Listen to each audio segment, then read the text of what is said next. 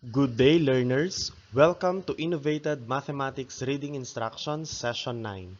This session is all about translating phrases to symbols and vice versa involving all operations: addition, subtraction, division, and multiplication. At the end of this session, you are expected to identify the operations in a mathematical phrase and translate mathematical phrases to symbols and vice versa involving all operations. Let's have an example. A phrase that contains multiplication and subtraction operation. The phrase is 5 times the difference of m and n. So to translate this in symbols, we copy 5 and then times. Since after the word times, we have another operation that is the difference or subtraction, the difference of m and n. So we will use the open and close parentheses times the difference of m and n. How do we translate this? Difference of m and n. Difference indicates subtraction. So we're going to subtract m and n. So that is m minus n.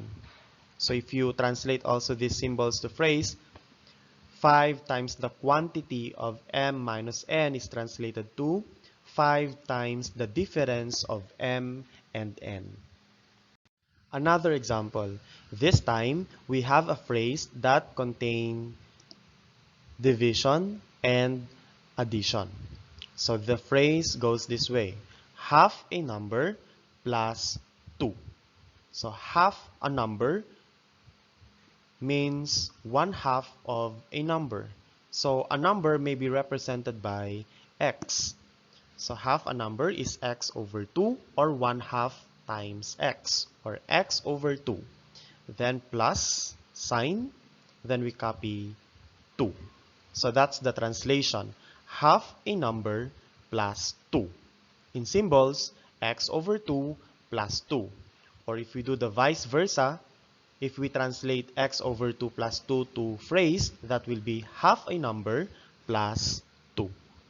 Let's have another example. This time we have a phrase that contains multiplication and addition operation. And the phrase is 5 times the sum of m and n.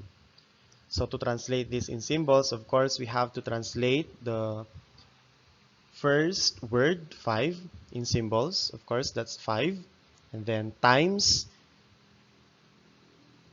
will be translated to the open and close parentheses. Why open and close parentheses? Because there is another operation right after the multiplication operation, and that is the addition operation. Times the sum of, so meaning to say, it indicates addition. The sum of m and n. We're going to add m and n in symbols, that is m plus n. So 5 times the quantity of m plus n is translated to 5 times the sum of m and n. Vice versa, the phrase 5 times the sum of m and n can be translated to 5 times the quantity of m plus n. Another example, this time we have a phrase that contains addition, multiplication, and subtraction operation. The phrase is the sum of 16 and 3 times a number minus 4. So we have 3 operations. Again, they are addition, multiplication, and subtraction. The first keyword there is sum. So meaning to say, we're going to add 16 and then 3 times a number minus 4. So we copy 16, but this time in symbols, and is translated to a plus sign since it is preceded by the keyword sum.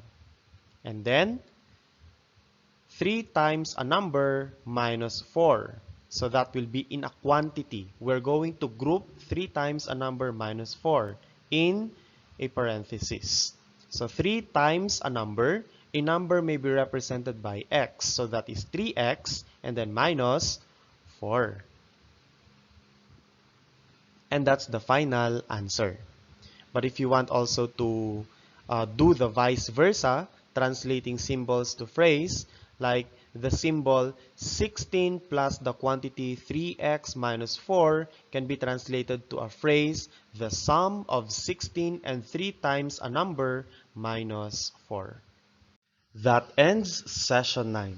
I hope you have learned something from this session. Now, let's practice. Kindly access the Google form below this video. Happy learning!